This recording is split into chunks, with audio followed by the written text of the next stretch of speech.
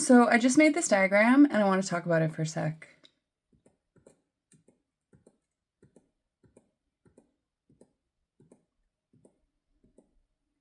Because I think it also shows why people actually don't want to help people who are down and having a hard time. Because we are afraid and we're taught that if we go around somebody like this who's having a hard time, that we're going to get sucked into their hard time and their hard time is going to take us down. And you can see like this person has to have the capacity for some heaviness to come in there, right? By coming in there, you've had to break free.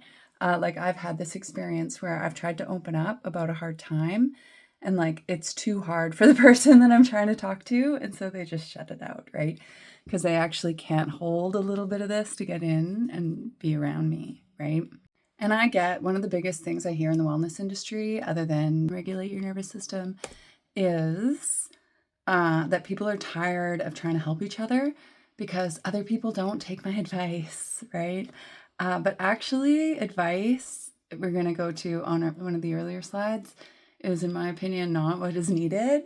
And it often, like for me specifically, all of the advice I've ever gotten on how to deal with my hard time is to ignore it and pretend it didn't happen. But what I really needed is to learn how to move forward knowing this happens, right? It's one thing to be like, all kids have great parents and that's what you have to adapt and learn and uphold, right? If you would believe that all kids have great parents, you would be able to be okay, right?